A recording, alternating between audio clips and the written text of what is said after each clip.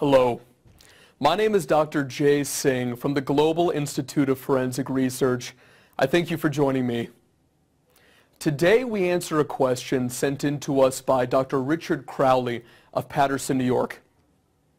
Dr. Crowley asked, what is the difference between criminogenic needs and responsivity?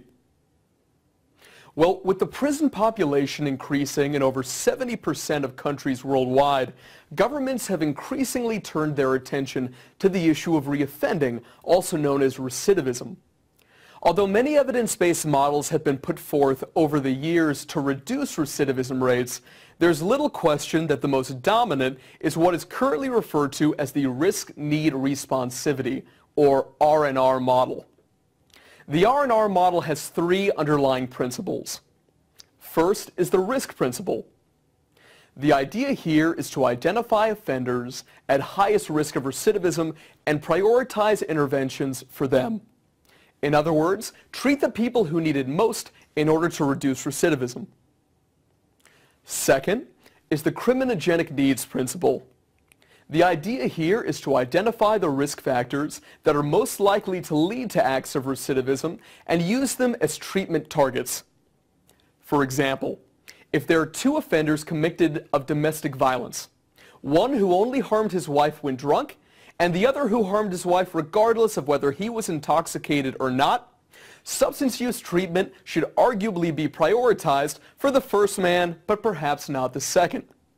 In other words, rather than treating just any risk factor, prioritize treatment for risk factors most likely causally linked with recidivism. And finally, there is the responsivity principle. The idea here is to identify the unique personality and learning characteristics of the offender being evaluated, and make sure that those characteristics are respected during treatment. For example, let's say we're working in a correctional facility where there are two forms of anger management treatment being offered. The first is one-on-one with a case manager, and the other is group-based. Now say we have a new offender enter the facility who's quite shy and introverted. It would make sense that they would do better in a one-on-one setting than if asked to open up or share with the group. In other words, they would be more responsive.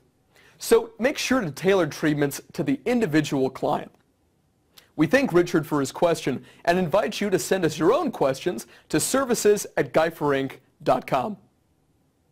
Now, a critical part of identifying offenders at high risk of recidivism and treatment targets to reduce that risk is the use of evidence-based risk assessment tools. There are currently over 400 risk assessment tools out there, and given the nuances between jurisdictions, deciding which is the perfect fit for you can be a time-intensive and quite costly challenge. But luckily, there's now a solution. The Global Institute of Forensic Research's Risk Assessment Tool Selection Service.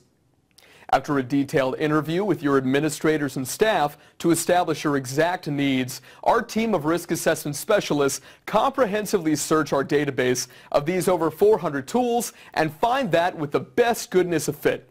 In other words, we find the instrument that will produce the highest rates of accuracy for you. For more information and a free consultation, call or email us today.